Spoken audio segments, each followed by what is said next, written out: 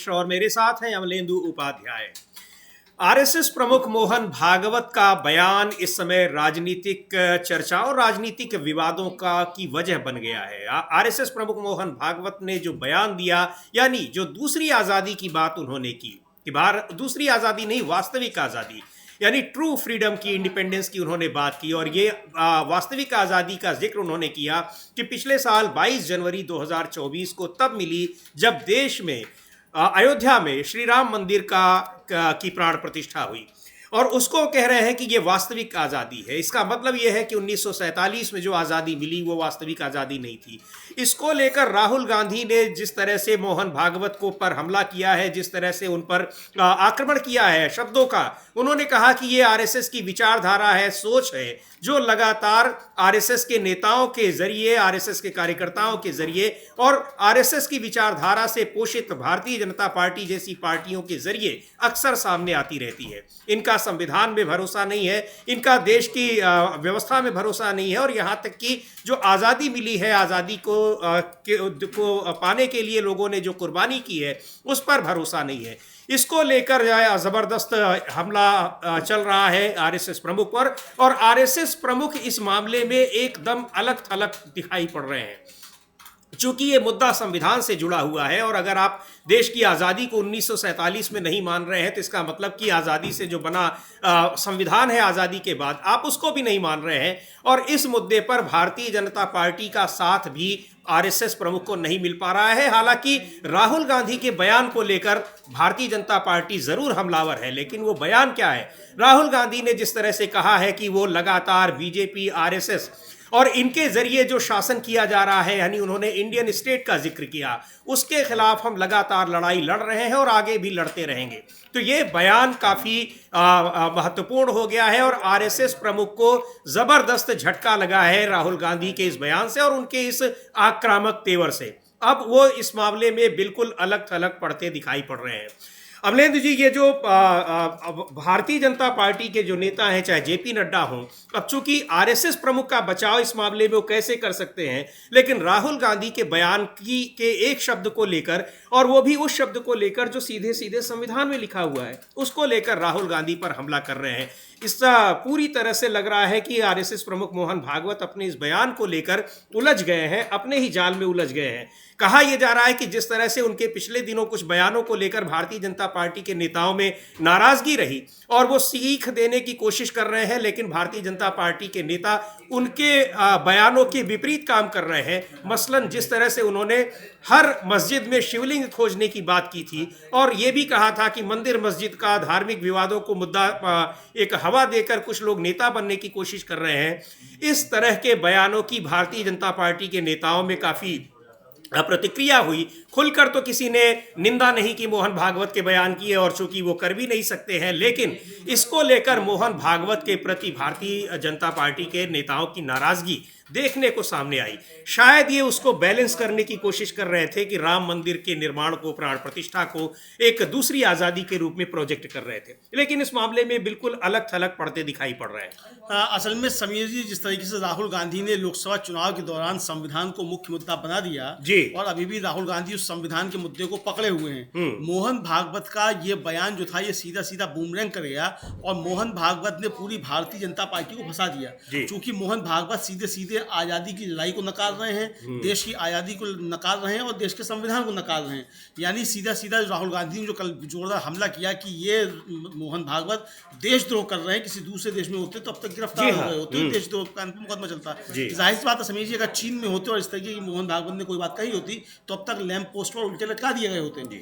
तो लेकिन चूंकि यहाँ नरेंद्र मोदी प्रधानमंत्री है, तो इसलिए यहाँ किसी को भी मतलब जो आरएसएस और बीजेपी से जुड़ा हुआ है उसको संविधान के खिलाफ बोलने की भी इजाजत है, देशद्रोह करने की भी इजाजत है, और देश के संविधान का अपमान करने की, बाबा साहब डॉक्टर भीमराव अंबेडकर का भी अपमान करने की उसको आज़ादी है।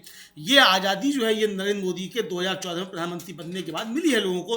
तो इसलिए किसी को लगता है कि 2014 में आज़ादी मिली, और मोहन भागवत को लगता है कि 22 क्या था, जनवरी थी, जो भी था 2024 को, वो 22 जनवरी को वो देश को आज़ादी मिली। ये मोहन भागवत को लगता है। तो मोहन भागवत ठीक है, आज़ाद हुए होंगे, पहले उससे गुलाम रहे होंगे, हालांकि ये तो गुलाम रहे हैं। आरएसएस तो गुलाम रहा है अंग्रेजों का, तो ये ठीक है, इनको आज़ादी से कोई लेना देना नहीं था, लेकिन इन्होंने देश का जो अपमान किया उससे अब ये घिरे हुए नजर आ रहे हैं। और भारतीय जनता पार्टी बचाव इसलिए नहीं कर पा रही है मोहन भागवत का, क्योंकि जैसे ही बचाव करने उतरेगी वैसे ही ये शुरू हो जाएगा कि हाँ अब वास्तव में ये खुलकर आ गए और संविधान के खिलाफ है। चूंकि मोहन भागवत ने सीधा सीधा संविधान के ऊपर हमला किया है, मोहन भागवत ने सीधे सीधा शहीद आजम सरदार भगत सिंह, महात्मा गांधी, सुभाष चंद्र बोस, तमाम ऐसे जो आज़ादी के नायक थे, पंडित जवाहरलाल नेहरू, उनके ऊपर हमला किया है।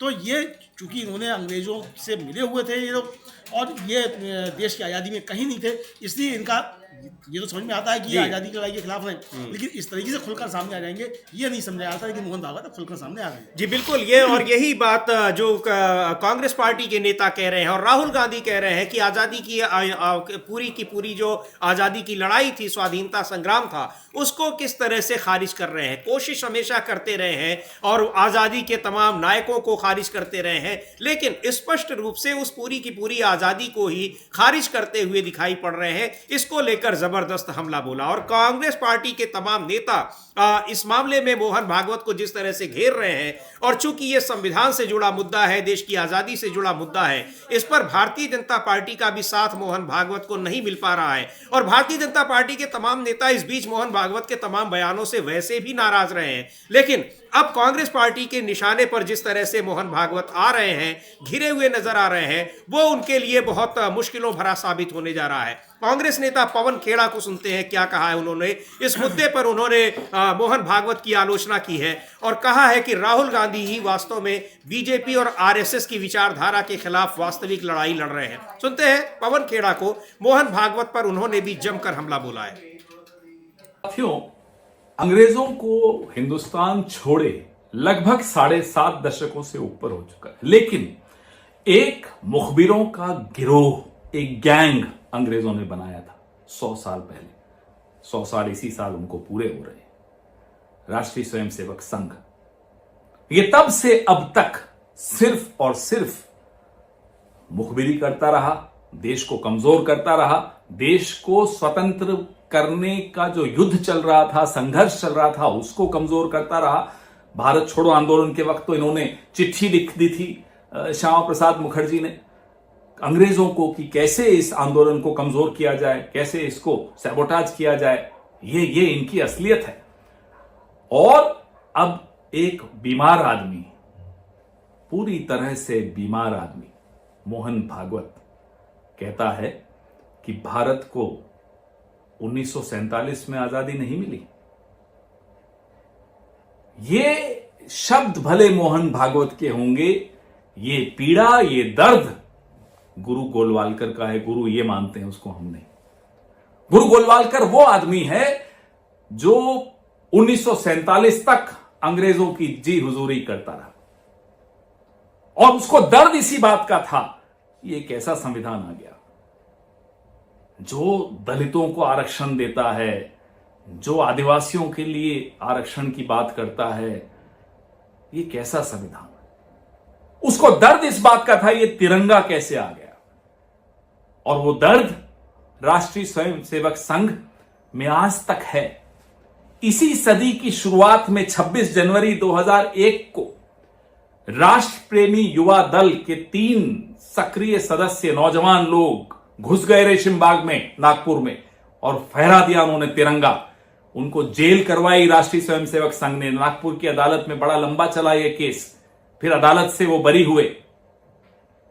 दिलीप चत्तानी, बाबा मेंढे और उनके साथी ये अपने आप को राष्ट्रभक्त कहते हैं। इनकी नफरत जो इनके अंदर भरी हुई है कांग्रेस पार्टी के प्रति, महात्मा गांधी के प्रति, सरदार पटेल के प्रति, पंडित जवाहरलाल नेहरू के प्रति, सुभाष चंद्र बोस के प्रति, वो नफरत बार बार अलग अलग शब्दों से दिखाई देती।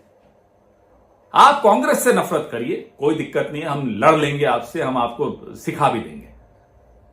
लेकिन आपकी ये नफरत जो कांग्रेस के खिलाफ है, ये अब देशद्रोह का रूप ले रही है।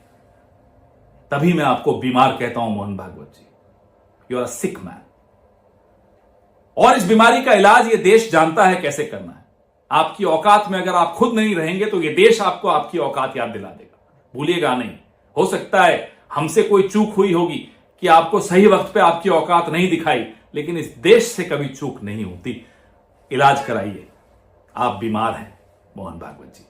आशा है ये मोहन भागवत ये कह रहे हैं पवन खेड़ा। बहुत ही तल्ख टिप्पणी शब्द जो इस्तेमाल कर रहे हैं, आमतौर पर इस तरह से पवन खेड़ा नहीं करते हैं या कांग्रेस पार्टी के नेता बचते हैं कि किसी के व्यक्तिगत तौर पर किसी के खिलाफ इस तरह से सख्त लहजे में, सख्त भाषा में उनके लिए इस्तेमाल किया जाए। लेकिन मोहन भागवत को लेकर जिस तरह से पवन खेड़ा ने कहा है अमलेदु जी, के दिखा रहा है कि कांग्रेस पार्टी के नेताओं के भीतर उनके इस बयान को लेकर कितना गुस्सा है। और जाहिर सी बात है, चूंकि कांग्रेस पार्टी का लंबा इतिहास रहा है, स्वाधीनता आंदोलन में उसकी जिस तरह से भागीदारी रही है, उन सारी चीज़ों को देखते हुए और उसी को ये पूरी तरह से उसी आज़ादी को खारिज करने की बात अगर कर रहे हैं तो निश्चित तौर पर यह गुस्सा होगा और वो गुस्सा दिखाई पड़ेगा। और यही चीज़ वो कह भी रहे हैं और साथ ही ये भी कह रहे हैं कि आरएसएस को अंग्रेज़ों ने बनाया, इसलिए उनको अंग्रेज़ों से मिली हुई आज़ादी को आज़ादी वो नहीं मान रहे।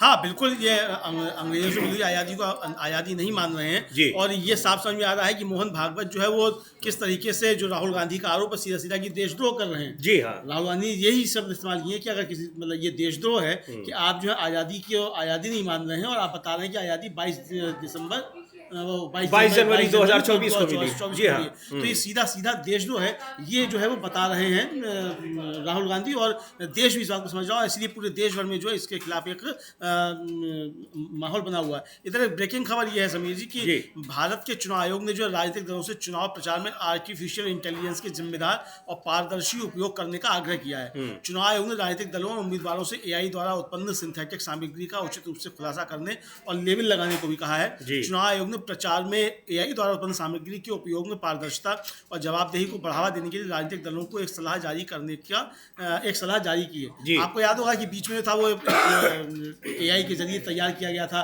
कि बाबा साहब जो है वो अमित शाह को भी आशीर्वाद दे रहे हैं, अरविंद केजरीवाल को भी आशीर्वाद दे रहे हैं। तो ये सब AI का जो है गलत इस्तेमाल जो है इसको लेकर वो किया है और ये किया है कि इसमें आप अपना डिस्क्लेमर लगाइए कि AI द्वारा ये बना हुआ है, जनरेट किया गया।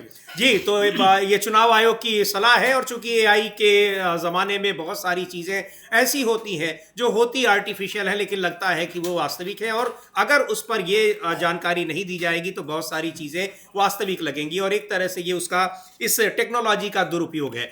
तो ये एक महत्वपूर्ण सलाह जारी की है चुनाव आयोग ने राजनीतिक दलों को दिल्ली विधानसभा चुनाव को देखते हुए, और ये निश्चित तौर पर आगे भी जारी रहेगी। और बात हम लोग जो कर रहे हैं कि किस तरह से राहुल गांधी के निशाने पर मोहन भागवत हैं, कांग्रेस पार्टी के निशाने पर मोहन भागवत हैं, और यही नहीं, कांग्रेस पार्टी के राष्ट्रीय अध्यक्ष मल्लिकार्जुन खड़गे ने भी बहुत ही तल्ख शब्दों में, बहुत ही कहिए कि गंभीर तौर पर इस पर टिप्पणी की, मोहन भागवत की आलोचना की और उनकी निंदा की। और मोहन भागवत की ही नहीं, वो बता रहे हैं कि ये किस तरह से आरएसएस की यही विचारधारा है जो गाहे बगाहे उनके लोगों की जबान पर आ जाती है। वो छिपाने की कोशिश करते हैं लेकिन उसमें इतना डूबे हुए हैं, उनके पूरी की पूरी उनकी संस्कृति में वो चीज़ें रची बसी हैं कि वो जबान पर आ ही जाती है। कांग्रेस की नेता सुप्रिया श्रीनेत ने एक ट्वीट किया है, बेहद तल्ख भाषा में उनका ट्वीट भी है। देखते हैं उन्होंने क्या लिखा हुआ है। सुप्रिया श्रीनेत लिख रही हैं कि मूर्ख भाजपाइयों, जरा सा गूगल कर लेते तो देश और स्टेट में अंतर पता चल जाता। स्टेट तुम्हारी निकम्मी सरकार है, तुम्हारी निरंकुश एजेंसियां हैं जो संघियों से भर चुकी हैं, और 100% हमारी लड़ाई इनसे है जो हम पूरी शिद्दत से लड़ेंगे और जीतेंगे। दरअसल सुप्रिया श्रीनेत का ये जो ट्वीट है, राहुल गांधी जब मोहन भागवत की आलोचना कर रहे थे, कांग्रेस पार्टी का जो नया मुख्यालय बना है भवन, उसके उद्घाटन के समय, उसमें उन्होंने ये सारी बातें कहते हुए ये कहा था, हम उस भाषण को भी सुनवाएंगे आपको, राहुल गांधी ने क्या कहा था। उसमें उन्होंने कहा था कि जिस तरह से तमाम संस्थाओं पर आरएसएस और के लोगों को ने कब्जा कर रखा है, बीजेपी ने तमाम संस्थाओं को अपने पार्टी का एक आनुषंगिक संगठन बना रखा है, हम उसके खिलाफ लड़ाई लड़ रहे हैं और उसके खिलाफ लड़ाई हमारी जारी रहेगी। तो उसमें उन्होंने इंडियन स्टेट का जिक्र किया और उसी की बात कर रही हैं सुप्रिया श्रीनेत कि इंडियन स्टेट का क्या मतलब होता है, और वो मतलब लिखा हुआ है संविधान में, संविधान के आर्टिकल 12 में, जहां मौलिक अधिकारों का जिक्र किया गया है। तो उससे ठीक पहले स्टेट को परिभाषित किया गया है, राज्य शब्द को परिभाषित किया गया है कि राज्य होता क्या है। लेकिन इस मुद्दे पर भारतीय जनता पार्टी के नेता हमलावर हैं राहुल गांधी पर, बिना सोचे समझे कि राहुल गांधी ने कहा क्या है। और चूंकि मोहन भागवत का बचाव कर नहीं सकते हैं, इसलिए राहुल गांधी पर हमला बोलने के लिए उन्होंने उस शब्द का इस्तेमाल किया है। राहुल गांधी के उस भाषण को सुनाएंगे आपको, लेकिन जिस तरह से मोहन भागवत को के मुद्दे पर आरएसएस और मोहन भागवत तो बैकफुट पर नजर आ रहे हैं, भारतीय जनता पार्टी को भी जवाब देना मुश्किल हो गया है। अमलेंदु जी, बिल्कुल भारतीय जनता पार्टी बचाव ही नहीं कर पा रही है मोहन भागवत का, उनके समर्थन में एक बात नहीं कह पा रही है। कहे ना भारतीय जनता पार्टी की यहाँ देश को आज़ादी जो है वो 22 जनवरी 2024 को ही मिली है जी। तो मोहन भागवत कहने सही कह रहे हैं। तो ये कहे भारतीय जनता पार्टी, नरेंद्र मोदी कहें खुलकर, अमित शाह कहें, जेपी नड्डा कहें, इसको खुलकर, हिम्मत क्यों नहीं पड़ रही है इनकी मोहन भागवत के समर्थन में उतरने की? लेकिन अमलेंदु जी एक चीज और भी है, अगर बीजेपी की बात की जाए और आरएसएस की बात की जाए तो मुझे लगता है कि ये लोग तय ही नहीं कर पा रहे हैं कि आज़ादी वास्तव में मिली कब। 1947 को तो शायद नहीं मानते हैं जैसा लग रहा है बातचीत से, और जिस तरह से आरोप लगा रहा है विपक्ष, कांग्रेस पार्टी आरोप लगा रही है। कभी 2014 में आज़ादी मान लेते हैं, कभी अब वास्तविक आज़ादी अब 2024 में मान लेते हैं, तो तय ही नहीं कर पा रहे हैं कि हम आज़ाद हुए हैं कि नहीं हुए। हाँ बिल्कुल, ये असल में अभी तक गुलाम है, और चूंकि इनकी मानसिकता गुलामी वाली है और ये अंग्रेजों की गुलामी करते रहे, चूंकि इनके ऊपर आरोप है कि अंग्रेजों से मिले हुए थे। राहुल गांधी तो खुलकर कह रहे हैं और मल्लिकार्जुन खड़गे भी खुलकर कह रहे हैं, पवन खेड़ा भी खुलकर कह रहे हैं कि ये अंग्रेजों के साथ मिले हुए थे। भारत छोड़ो आंदोलन को कुचलने के लिए श्यामा प्रसाद मुखर्जी ने अंग्रेजों की मदद की थी। ये तो डॉक्यूमेंट्री सब चीजें हैं जो कि इतिहास में दर्ज है, पन्नों में दर्ज है, सबके डॉक्यूमेंट है। तो ये इसीलिए इनको जो है ये आज़ादी समझ में नहीं आ रही है। तो इसीलिए जो है मोहन भागवत जो कुछ बोले हैं, भारतीय जनता पार्टी मोहन भागवत का बचाव नहीं कर पा रही है, क्योंकि जैसे ही इसके मोहन भागवत के समर्थन में भारतीय जनता पार्टी उतरेगी, भारतीय जनता पार्टी खुद बुरी तरह से घिर जाएगी। तो भारतीय जनता पार्टी और इस समय बैकफुट पर नजर आ रही है। मोहन भागवत को अकेला छोड़ दिया है, जबकि उनके गुरु हैं मोहन भागवत, उनके समर्थन में आना चाहिए, नरेंद्र मोदी को समर्थन में उतरना चाहिए, अमित शाह को उतरना चाहिए, जेपी नड्डा को उतरना चाहिए, लेकिन कोई भी जो है मोहन भागवत के समर्थन में उतर नहीं रहा है। जी बिल्कुल, आपने सही कहा, और इसी वजह से चूंकि भारतीय जनता पार्टी खुद घिरी हुई है, संविधान के मुद्दे पर घिरी हुई है। अमित शाह ने जिस तरह से बाबा साहब डॉक्टर भीमराव अंबेडकर के लिए अपमानजनक शब्दों का इस्तेमाल किया राज्यसभा में, उससे घिरी हुई है। और अब एक नया मुद्दा आरएसएस के प्रमुख ने दे दिया है भारतीय जनता पार्टी को घिरने का और विपक्ष को उन्हें घेरने का, कि उन्होंने एक सीधे तौर पर कह दिया है कि वास्तविक आज़ादी हमें 1947 में मिली ही नहीं, वो अब मिल रही है, यानी 1 साल पहले मिली हुई है।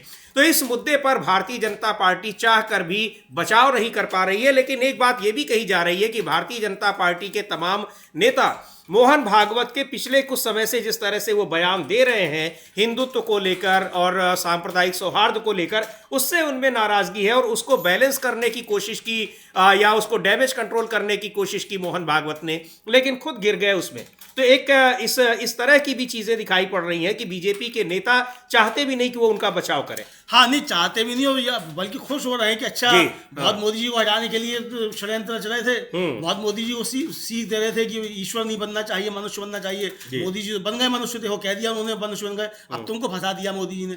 हो भी सकता है समीर जी कि राहुल गांधी के कहने के बाद कि मोहन भागवत ने ऐसा कहकर देशद्रोह किया है, मोहन भागवत की गिरफ्तारी करवा दें मोदी जी, ये बताने के लिए कि मोदी जी तो संविधान के साथ खड़े हुए हैं, चूंकि संविधान को लेकर घिरे हुए हैं बहुत ज्यादा मोदी जी। बाबा साहब डॉक्टर भीमराव और किसी को बख्शने वाले नहीं है, किसी को बख्शने वाले नहीं है। बाबा साहब डॉक्टर भीमराव अंबेडकर का जिस तरीके से अपमान किया अमित शाह ने, उस मुद्दे से ध्यान हटाने के लिए भागवत की गिरफ्तारी भी करवा सकते हैं मोदी जी, उनके मन में अगर आ जाए ये मसला अगर तूल पकड़ा जाएगा। तो अब देखते हैं कि होती है गिरफ्तारी की नहीं होती है। जी बिल्कुल, इस मुद्दे पर लेकिन मोहन भागवत जिस तरह से घिरे हुए हैं, तो उनको कांग्रेस ने जिस तरह से घेरा हुआ है, भारतीय जनता पार्टी चाहकर भी बचाव नहीं कर पा रही है। और भारतीय जनता पार्टी खुद इस तरह के मुद्दों पर घिरी हुई है, खास तौर पर जो संविधान का मुद्दा है। अब 18 तारीख को पटना में एक बार फिर कांग्रेस पार्टी की ओर से आयोजित होने वाला है संविधान सम्मेलन, राहुल गांधी भी उसमें पहुंचेंगे बिहार के पटना में। बिहार में राजनीतिक गतिविधियां वैसे ही इस समय बहुत गंभीर चल रही हैं, वहां लगातार उथल पुथल की खबरें आ रही हैं, राजनीतिक समीकरण बनते और बिगड़ते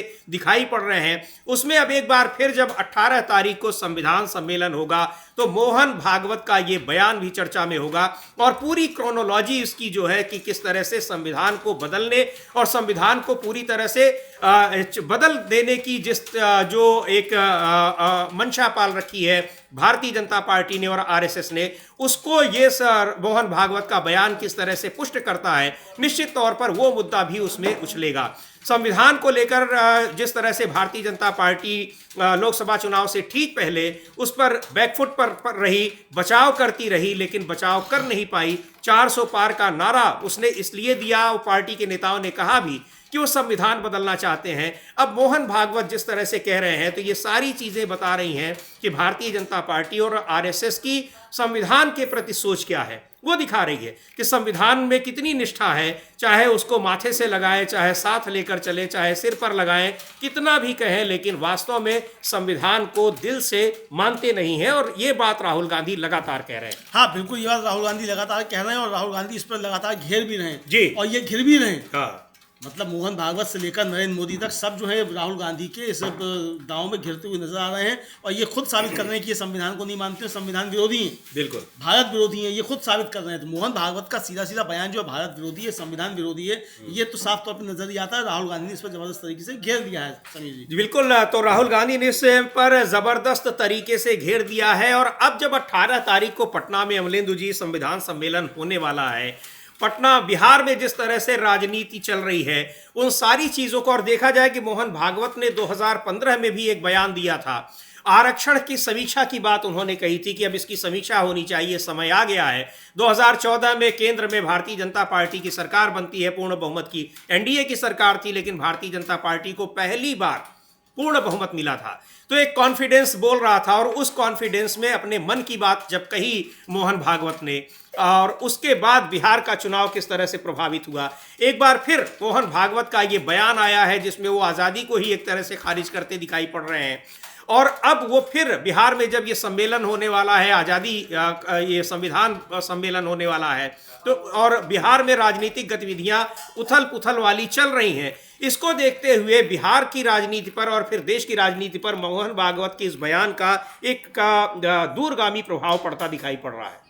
बिल्कुल भारतीय जनता पार्टी को फंसाता हुआ भी लग रहा है। जी हाँ, जी बिल्कुल, क्योंकि भारतीय जनता पार्टी किसी भी हाल में अब ये समर्थन नहीं कर सकती मोहन भागवत का कि आज़ादी जो है वो साहब मिली है आपको 2024 में और 22 जनवरी को जी। तो अगर ये बीजेपी इसका समर्थन करती है तो बीजेपी खुद बुरी तरीके से घिर जाएगी, ये साफ तौर पर समझ में आ रहा है। और ये देखा जा सकता है समीर जी की किस तरीके से भारतीय जनता पार्टी जो है वो मोहन भागवत के बचाव में नहीं उतर पा रही है। मोहन भागवत अलग थलग पड़ गए हैं और इसीलिए ये आशंकाएं या संभावनाएं जताई जा रही हैं कि नरेंद्र मोदी हो सकता है कि अब गिरफ्तारी करवा लें मोहन भागवत की, चूंकि मोहन भागवत के खिलाफ देश में माहौल बनना शुरू हो गया है। तेजस्वी यादव ने भी कल बहुत कड़े शब्दों में मोहन भागवत को चेतावनी जारी की है और मल्लिकार्जुन खड़गे ने तो साफ कहा ही, ये यहाँ तक कह दिया कि इनका निकलना जो है बाहर मुश्किल हो जाएगा। जी बिल्कुल, मल्लिकार्जुन खड़गे ने भी कल उसी समय जब कांग्रेस पार्टी के मुख्यालय का उद्घाटन हो रहा था, उस समय उन्होंने भी बहुत तल्ख टिप्पणी की और कांग्रेस के कई नेताओं ने इस मामले में मोहन भागवत की निंदा की है, उनके खिलाफ बयान दिया है। एक बार सुनते हैं गौरव गोगोई को, कांग्रेस पार्टी के सांसद हैं, सीनियर लीडर हैं, उन्होंने क्या कहा है। लेकिन लगातार कांग्रेस पार्टी के तमाम नेताओं के निशाने पर मोहन भागवत आ गए हैं। और इसमें जो एक दिलचस्प बात यह है कि भारतीय जनता पार्टी इस मुद्दे पर मोहन भागवत का बचाव कर भी नहीं पा रही है। बचाव करना चाहती है या नहीं करना चाहती है, लेकिन बहुत बड़ी बात यह है कि ये ऐसा बयान है जिस पर वो बचाव नहीं कर सकती है। बिल्कुल उसी तरह से जो 10 साल पहले उन्होंने बयान दिया था बिहार में कि आरक्षण की समीक्षा की बात कही थी। ये सारी चीजें जुड़ती हुई दिखाई पड़ रही हैं कि आरएसएस और बीजेपी की सोच संविधान को लेकर, देश की आज़ादी को लेकर और देश की आज़ादी के लिए लड़ने वाले मरने वाले लोगों को लेकर किस तरह की रही है। सुनते हैं गौरव गोगोई क्या कह रहे हैं। निंदा पूरे देश को करनी चाहिए और वास्तव में ये दिख भी रहा है कि पूरे देश में निंदा हो रही है। जिस तरह से लगातार बयान आ रहे हैं, राजनीतिक दलों के बयान राजनीति से प्रेरित हो सकते हैं, लेकिन इस मामले में जिस तरह से सोशल मीडिया पर प्रतिक्रियाएं आ रही हैं, राजनीति से जुड़े हुए न जुड़े हुए लोग यानी गैर राजनीतिक लोगों की ओर से जिस तरह से प्रतिक्रियाएं आ रही हैं, उसको देखते हुए ये साफ दिखाई पड़ रहा है कि मोहन भागवत किस तरह से अपने ही जाल में उलझ गए हैं। बिल्कुल, मोहन भागवत अपने ही बुरे जाल में उलझ गए हैं। किया तो था उन्होंने इसलिए कि भारतीय जनता पार्टी का जो वोटर है उसको संतुष्ट करेंगे जी। और ये बताएंगे कि आज़ादी कब मिली है और कब नहीं मिली है और किसको 15 अगस्त 1947 को मिली आज़ादी को आज़ादी मानते ही नहीं जी। है। लेकिन ऐसा करके बुरी तरीके से मोहन भागवत ने भारतीय जनता पार्टी आरएसएस को फंसा दिया है। आरएसएस तो हालांकि शुरू से विरोधी रहा है भारतीय स्वतंत्रता संग्राम के आंदोलन का, जी। आज़ादी का भी इन्होंने विरोध किया था और यहाँ तक कह दिया था कि ये तिरंगा झंडा जो है इसमें 3 रंग है, ये अशुभ होता है। हाँ। ये तक आरएसएस ने कह दिया था और बहुत दिनों तक अपने यहाँ फहराया ही नहीं। और मोहन भागवत के गुरु जो गुरु गोलवलकर कहलाते हैं, जी। वो तो 22 अगस्त 1947 को ही पंजाब के फगवाड़ा में कह रहे थे कि जो अभी आज़ादी की खुशियां मना रहे हैं ये खुद अंग्रेजों से कहेंगे कि लौट कर आ जाओ। ये मतलब ये सोचते थे कि देश को आज़ादी मिल गई है तो कांग्रेस जो है वो देश को नहीं चला पाएगी और अंग्रेजों से फिर लौट कर आने के लिए कहेगी। ये इन्होंने 70 साल इसी में गुजार दिए समीर जी कि ये अंग्रेज लौट कर फिर से आएंगे। ये इंतजार करते हैं कि अंग्रेज लौट कर आएंगे और आज भी ये इंतजार कर रहे हैं कि अंग्रेज लौट कर आ जाए। मोदी सरकार की जो नीतियां हैं, आर्थिक नीतियां हैं खासतौर से, वो सब इसी तरीके की हैं जो अंग्रेजों की आर्थिक नीतियां थी उसी तरीके की हैं। और इसीलिए बार बार जो है राहुल गांधी ने भी कहा था कि एक ईस्ट इंडिया कंपनी थी, ये दूसरी जो है ये काले अंग्रेज जो है ये आ गए हैं। जी हाँ, बिल्कुल ये कहा है। और ये राहुल गांधी लगातार जो आरएसएस की ये विचारधारा है, भारतीय जनता पार्टी सरकार की जो इस तरह की उस विचारधारा से प्रेरित नीतियां हैं, उसके कार्यक्रम है, उनकी वो लगातार आलोचना कर रहे हैं। और एक बार फिर उन्होंने यही बात कही है कि वो उनकी इन नीतियों से, उनकी जो साजिश है, साजिश शब्द का इस्तेमाल बार बार राहुल गांधी करते हैं, वो कह रहे हैं कि हम इनकी साजिशों को कामयाब नहीं होने देंगे, हम उसके खिलाफ लड़ते रहेंगे। इसी बात को लेकर अब मोहन भागवत घिरे हुए हैं, लेकिन राहुल गांधी के बयान में एक शब्द को लेकर, एक ऐसे शब्द को लेकर जो कि संविधान में लिखा हुआ है, उसको लेकर भारतीय जनता पार्टी के तमाम नेता राहुल गांधी पर हमलावर हैं। लेकिन उस पर वो भी घिरे हुए नजर आ रहे हैं, क्योंकि राहुल गांधी ने जो बात कही है वो संविधान में उसका उल्लेख है, इंडियन स्टेट का, उसकी व्याख्या उसमें की गई है। तो अब इस मुद्दे पर जिस तरह से भारतीय जनता पार्टी भी घिरती नजर आ रही है वो देखना दिलचस्प होगा। लेकिन आरएसएस प्रमुख का ये बयान निश्चित तौर पर आजादी के आंदोलन को खारिज करता हुआ दिखाई पड़ रहा है, देश की आजादी को खारिज करता हुआ दिखाई पड़ रहा है और देश के संविधान को, संवैधानिक व्यवस्था को खारिज करता हुआ दिखाई पड़ रहा है। वास्तविक आज़ादी की बात अगर वो करना चाह रहे हैं तो इसका मतलब कि वो जो देश का धर्मनिरपेक्ष ढांचा है उसको पूरी तरह से वो खारिज कर रहे हैं। और यही बात राहुल गांधी लगातार कहते हैं, कांग्रेस पार्टी कहती रही है कि वो देश के धर्मनिरपेक्ष ढांचे को खत्म करना चाहते हैं और वो अपना, उनका जो एजेंडा है, जिस तरह की उनकी सोच है, उसी के आधार पर देश की व्यवस्था को चलाने की कोशिश करना चाहते हैं। यही बात 400 पार का नारा जब दिया गया लोकसभा चुनाव में, और तब ये कहा गया, भारतीय जनता पार्टी के कई नेताओं ने, उस समय के सांसदों ने ये कहा कि 400 पार का नारा इसलिए दिया गया है ताकि 400 सीटें आए और देश के संविधान को बदला जा सके, सीधे तौर पर आरक्षण को खत्म किया जा सके, इस तरह की बातें कही गई। उसका नुकसान भारतीय जनता पार्टी को और पूरी की पूरी एनडीए को किस तरह से उठाना पड़ा कि सीटें जो है वो इस कदर आ गई कि बहुमत तक नहीं मिल पाया। और अब ये स्थिति है कि वो अपने सहयोगी दलों की एक उसकी मर्जी पर, उनकी कृपा पर टिकी हुई है। लगातार सहयोगी दल उसको धमकी दे रहे हैं, अपने ही बयान, अपने ही जो तमाम फैसले हैं उनसे सरकार को, उन्हें पलटना पड़ रहा है। इस सरकार को, ये अब वो सरकार चल रही है जो पहले मोदी जी कहा करते थे कि ये मोदी की सरकार है, और अब कहना पड़ रहा है कि ये हमारी सरकार है, यानी एनडीए की सरकार है। बहुत सारी चीज़ें हैं, लेकिन इसका नुकसान उठाना पड़ा और यही वजह है कि भारतीय जनता पार्टी के नेता मोहन भागवत का बचाव करते नहीं दिखाई पड़ रहे हैं। मोहन भागवत आरएसएस के लीडर हैं, लेकिन लगातार इस मुद्दे पर जिस तरह से वो घिरे नजर आ रहे हैं कांग्रेस पार्टी के नेताओं की तरफ से, वो अब उनके लिए मुसीबत बनता जा रहा है। और सबसे बड़ी बात ये कि उनकी अपनी सरकार ही इसमें उनका बचाव नहीं कर पा रही है। सुनते एक बार कांग्रेस के नेता दिग्विजय सिंह ने क्या कहा है। दिग्विजय सिंह ने भी इस पर टिप्पणी की है और कांग्रेस के कई नेता लगातार आलोचना कर रहे हैं, मोहन भागवत की निंदा कर रहे हैं। दिग्विजय सिंह को सुनते हैं क्या कहा है उन्होंने मोहन भागवत के इस बयान पर, जो उन्होंने देश की आज़ादी को लेकर दिया और कहा कि वास्तविक आज़ादी हमें 22 जनवरी 2024 को मिल रही है। लगातार इस समय कांग्रेस पार्टी के नेताओं के निशाने पर है मोहन भागवत, और एक ऐसा बयान उन्होंने दिया है जिस पर भारतीय जनता पार्टी और उनकी केंद्र की सरकार भी उनकी मदद नहीं कर पा रही है, उनका बचाव नहीं कर पा रही है। तो बुरी तरह से घिरे हुए नजर आ रहे हैं और ये भी कहा जा रहा है कि वो अपने ही जाल में घिरे हुए नजर आ रहे हैं, क्योंकि इससे पहले उन्होंने कुछ ऐसे बयान दिए थे जिससे भारतीय जनता पार्टी के ही नेताओं को काफी एम्बेरसमेंट का सामना करना पड़ा, यानी उनको उस मुश्किलों का सामना करना पड़ा उनके बयानों को लेकर, क्योंकि वो जिस तरह के काम कर रहे हैं उसी की आलोचना करते दिखाई पड़े मोहन भागवत। और अब उनके बयान का बचाव करने के लिए बीजेपी का कोई नेता नहीं उतर रहा है। और इस बीच एक बड़ी खबर ये भी आ रही है कि अभिनेता, जो सीनियर अभिनेता हैं, एक्टर हैं, सैफ अली खान, मुंबई में उनके घर पर उन पर हमला किया गया है। अमलेंदु जी, क्या खबरें हैं और ये हमला किसने किया, क्यों किया, कुछ पता चल पाया है अभी? अभी ये तो पता नहीं चल पाया कि क्यों, मतलब किसने किया। अभी तक जो खबरें वो ये कि कोई चोर जो था वो घुसा था घर में और चोरी करते हुए उसको पकड़ लिया, तो उस पर उसने हमला किया सैफ अली खान पे। उनका लीलावती अस्पताल में भर्ती कराया गया, उनको वहाँ सर्जरी उनकी पूरी हो चुकी है, यानी वो खतरे से अभी मतलब बाहर है, ऑब्जर्वेशन पे हैं, इन खतरे से भी बाहर बताए जाते हैं, उनकी पूरी हो चुकी है। और फिलहाल जो उनके घर पे काम करने वाले नौकरों को जो है वो हिरासत में ले लिया गया है, ये है। और वो सर्जरी कराकर ऑपरेशन थिएटर से बाहर आ चुके हैं, खतरे से बाहर हैं और उनकी हालत में सुधार है। ये अभी की ताजा खबर मिल रही है। ये खबर मिल रही है, सैफ अली खान अभिनेता हैं, काफी सीनियर एक्टर हैं, उनके ऊपर उनके घर में घुसकर हमला किया गया है। अमलेंदु जी बहुत ही सुरक्षा में रहते हैं और मुंबई जैसी जगह पर, जो देश की आर्थिक राजधानी है, वहां इस तरह से एक एक्टर के यहाँ हमला हो जाता है। हालांकि हम अपने न्यूज रूम के साथियों से कहेंगे कि अगर इसमें कोई अपडेट हो और डिटेल हो तो वो लेकर आए। हाँ,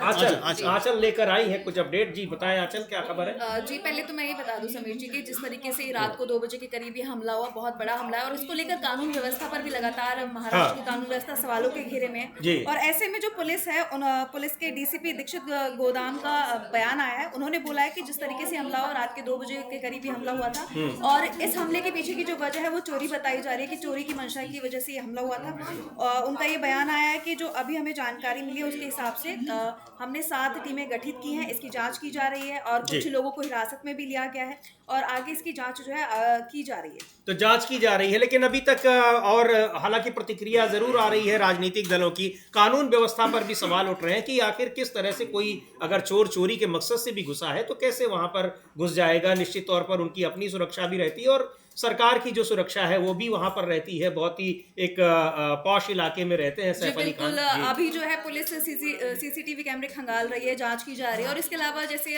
विपक्ष है वो लगातार हमलावर है सरकार पर, क्योंकि इससे पहले भी इस तरीके की घटना देखने को मिली थी जहाँ पे बाबा सिद्दीकी की जान ले ली गई थी और उस घटना को इस घटना से जोड़कर देखा जा रहा है, क्योंकि अभी ज्यादा वक्त नहीं हुआ है उस घटना को और उसके बाद दोबारा इतनी बड़ी घटना और इतने बड़े इंसान के घर में एक्टर है वो, और वहाँ तो पुलिस तैनात ही रहती है और उसके बावजूद ऐसी घटना ये निकलकर जो सामने ये बहुत बड़ा सवाल खड़ा करती है महाराष्ट्र की सुरक्षा व्यवस्था पर। तो इसको लेकर प्रियंका चतुर्वेदी का भी बयान आया, उन्होंने भी बाबा सिद्दीकी का जिक्र करते हुए कहा है कि महाराष्ट्र की कानून व्यवस्था पर सवाल खड़े किए हैं। तो ये बहुत बड़ा मामला है जो निकलकर सामने आया। जी बिल्कुल, बहुत बहुत धन्यवाद आंचल इस पूरी जानकारी के लिए। आपको बता दें कि अभिनेता सैफ अली खान के घर में देर रात वहां पर कुछ लोग पहुंचे और उनके ऊपर हमला कर दिया, जानलेवा हमला कर दिया। हालांकि अस्पताल में ऑपरेशन के बाद उनकी स्थिति अभी बेहतर बताई जा रही है और भी जो अपडेट है हम आपको बताएंगे। लेकिन महाराष्ट्र की कानून व्यवस्था को लेकर गंभीर सवाल उठ रहे हैं। मुंबई में पॉश इलाके में और जहां महत्वपूर्ण लोग रहते हैं वहां किसी के घर में, एक महत्वपूर्ण व्यक्ति के घर में घुसकर कोई हमला कर दे, ये बहुत हैरान करने वाली बात है अमलेंदु जी। और इसको लेकर निश्चित तौर पर जो महाराष्ट्र की सरकार है, एनडीए की सरकार है, उस पर तमाम सवाल उठ रहे हैं और उठना लाजमी है। हाँ, बहुत सवाल उठ रहे हैं समीर जी। और एक तरह से कहा जाए कि जो महाराष्ट्र में कानून व्यवस्था, अब देखिए जैसा अभी बताया गया कि वो बाबा सिद्दीकी की घटना होने के बाद और उसके बाद अगर सैफ अली खान के ऊपर इस तरीके से घर पे ही हमला हो जाए तो ये निश्चित तौर पे कानून व्यवस्था को लेकर काफ़ी चिंताजनक स्थिति को बयां करता है। हालांकि जो उनका परिवार है सैफ अली खान का, उसने अभी थोड़ी देर पहले जो है वो एक अपना जारी किया है वक्तव्य और कहा है कि सैफ अली खान सर्जरी के बाद बाहर आ गए हैं और खतरे से बाहर हैं। फिलहाल उनकी हालत में सुधार है और डॉक्टर और उनकी सेहत पर नजर रखे हुए हैं।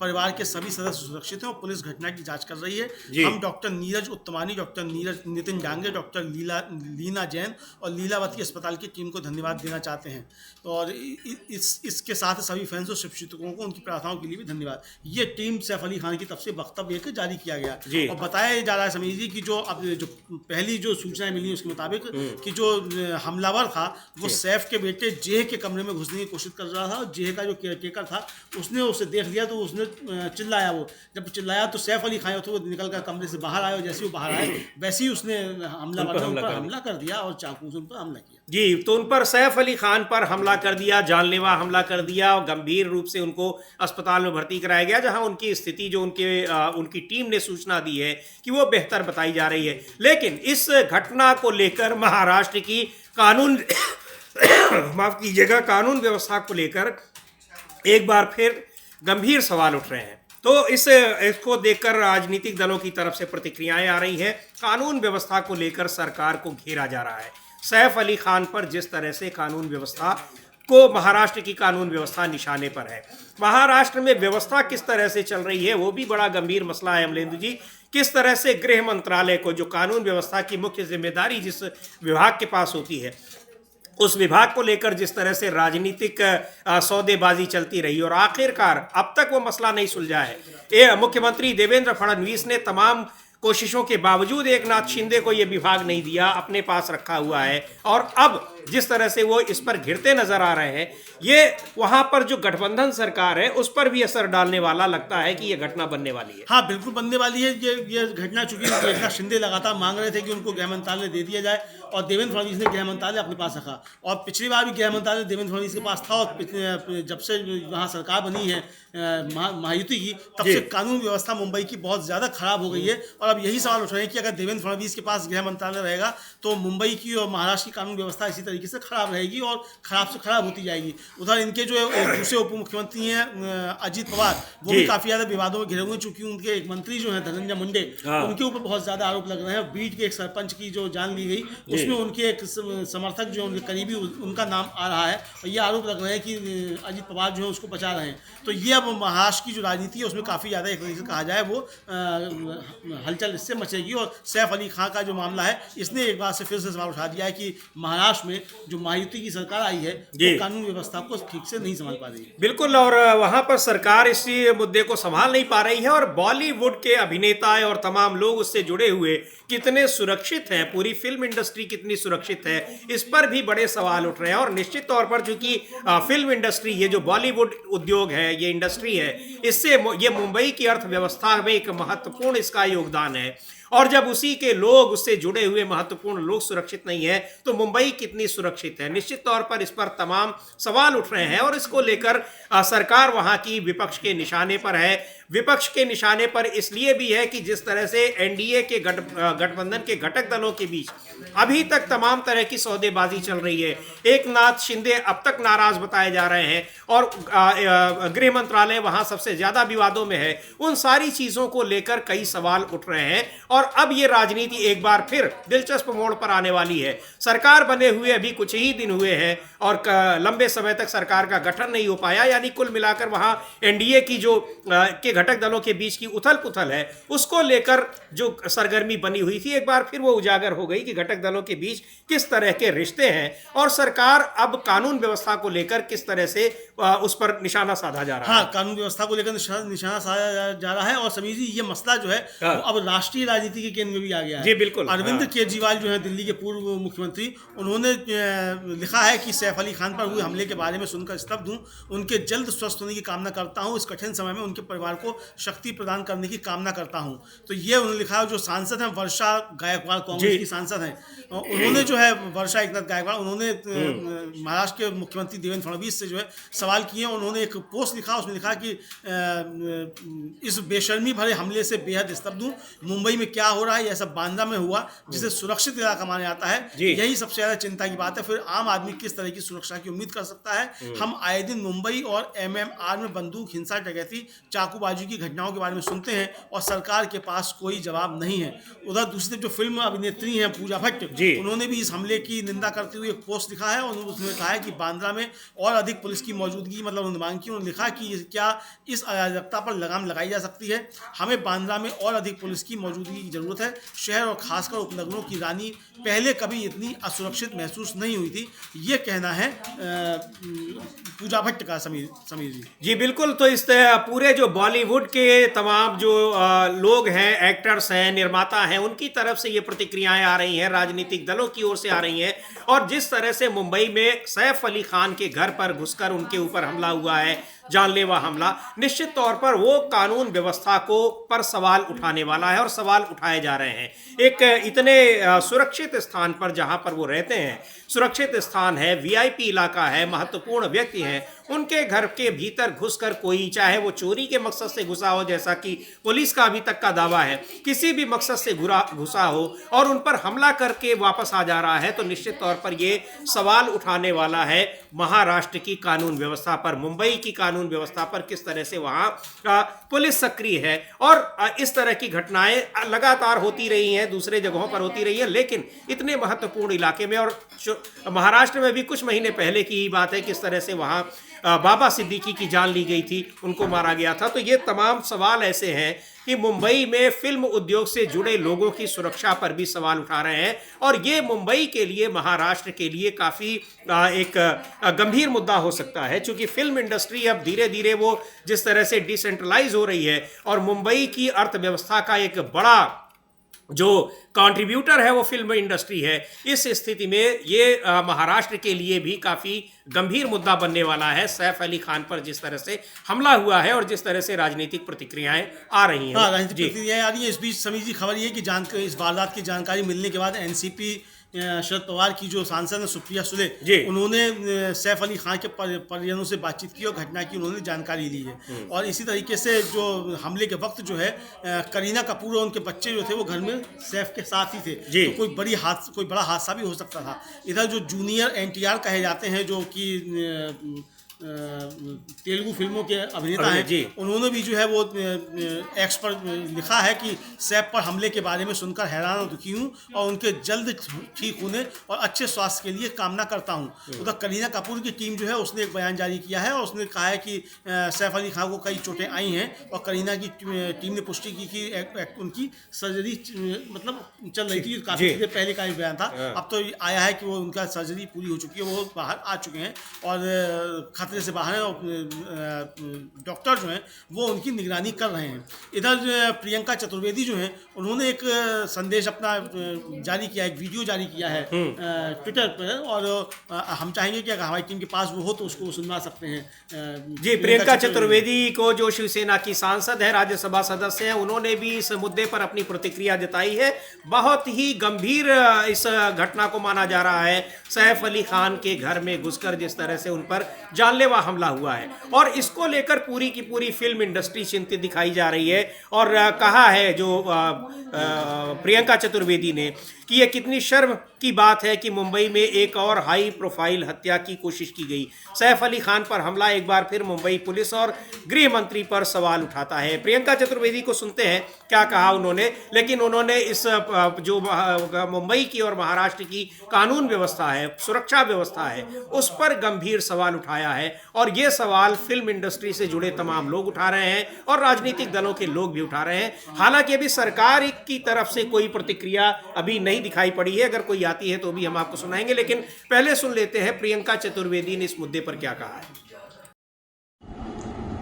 आज सवेरे सवेरे जो सैफ अली खान जी के बारे में खबर आई बहुत ही शॉकिंग है, पर सरप्राइजिंग नहीं है। सरप्राइजिंग इसलिए नहीं है क्योंकि लगातार हम देख रहे हैं किस तरीके से सेलिब्रिटीज पे अटैक हो रहे हैं, चाहे वो सलमान खान जी हो, चाहे वो बाबा सिद्दीकी जी का मर्डर हो, और अब सैफ अली खान जी को लेकर ये कहा जा रहा है कि चोर ने घुसने की कोशिश की, वहां पे उनको स्टैब किया और वो अभी लीलावती में उनकी सर्जरी जारी है। मैं आपको याद दिला देना चाहूं, जब लॉरेंस बिश्नोई ने उनके घर के पास, सलमान खान के घर के बाहर शूट किया था, उसकी जिम्मेदारी लेते हुए अब तक लॉरेंस बिश्नोई से कोई इन्वेस्टिगेशन नहीं हो पाया है, क्योंकि गुजरात पुलिस ने डिनाई कर दिया मुंबई पुलिस को कोई इन्वेस्टिगेशन करने से। उसी के श्रृंखला में फिर बाबा सिद्दीकी जी की दिन दहाड़े हत्या कर दी जाती है, फिर से लॉरेंस बिश्नोई उसकी जिम्मेदारी लेता है। और जब चार्जशीट होती है, खुद बाबा सिद्दीकी जी के जो सुपुत्र हैं जीशान सिद्दीकी ने कहा, ही एक्सप्रेस डिससैटिस्फैक्शन इन्वेस्टिगेशन को लेकर। उन्होंने कहा जो सही मायने में इसके जिम्मेदार हैं कहीं ना कहीं उनको राहत दी जा रही है, वो अभी तक न्याय का इंतजार कर रहे हैं। सलमान खान जी को अपना घर बुलेट प्रूफ करना पड़ रहा है अपनी सुरक्षा को लेकर, और अब सैफ अली खान को। ये फिर से कहूंगी कि लॉ एंड ऑर्डर व्यवस्था जो मुंबई की है was considered one of the best in the world, सिर्फ देश में ही नहीं, one of the best in the world, और उसको चोट पहुंचाने का काम लगातार चल रहा है। अगर सही मायने में इन्वेस्टिगेशन होता, टाइम बाउंड इन्वेस्टिगेशन होता, तो शायद ये घटना रोकी जा सकती थी। कुछ लोग ये अटकलें लगा रहे हैं, चोर को कैसे कोई रोक सकता है, पुलिस कहां तक जा सकती है, पुलिस हर जगह जा सकती है। लॉ एंड ऑर्डर की जिम्मेदारी राज्य सरकार की होती है, जनता ने उनको वोट करके ये जिम्मेदारी दी है। चप्पा चप्पा इस शहर का हो या महाराष्ट्र का हो, उसकी जिम्मेदारी सरकार की बनती है और पुलिस टीम्स की बनती है। बीड़ में हमने देखा एक पॉलिटिकल हत्या हुई है, वहां पे भी इंसाफ की लड़ाई लड़ रहे हैं, इंसाफ अब तक नहीं मिला है। उनके तार कहां तक जुड़े हैं उस सरपंच मर्डर में सब जानते हैं, उसके विरोध प्रदर्शन हो रहे हैं, पर कोई उसको लेकर अकाउंटेबिलिटी तय नहीं हो रही है। आज अगर पुलिस पेट्रोलिंग सही मायने में बांद्रा में होती, जहां पे ये तीनों घटनाएं हुई हैं, तो शायद इस तरीके का इंसिडेंट नहीं होता। मैं उम्मीद करती हूं इससे हम सब जागरूक रहेंगे और आम आदमी राज्य सरकार से थोड़ी अकाउंटेबिलिटी मांगेगा, क्योंकि अगर सेलिब्रिटी सुरक्षित नहीं है तो हम सबकी सुरक्षा खतरे में है। और इन्वेस्टिगेशन जल्द से जल्द हो, टाइम बाउंड मैनर में हो, और जो इसके पीछे है और जो अगर कोई षड्यंत्र की वजह से हुआ है उस पर जल्द से जल्द कार्रवाई हो, यही अपेक्षा है, यही उम्मीद है। सरकार से सवाल पूछा जाएगा, मुख्यमंत्री से पूछा जाएगा, और मुख्यमंत्री के पास ही गृह मंत्रालय भी है, तो निश्चित तौर पर उनसे पूछा जाएगा। सुनते हैं वर्षा गायकवाड़ को, जिन्होंने वीडियो जारी करके ये बात कही है और तमाम सवाल उठाए हैं महाराष्ट्र की कानून व्यवस्था पर और महाराष्ट्र की सरकार पर, देवेंद्र फडणवीस पर।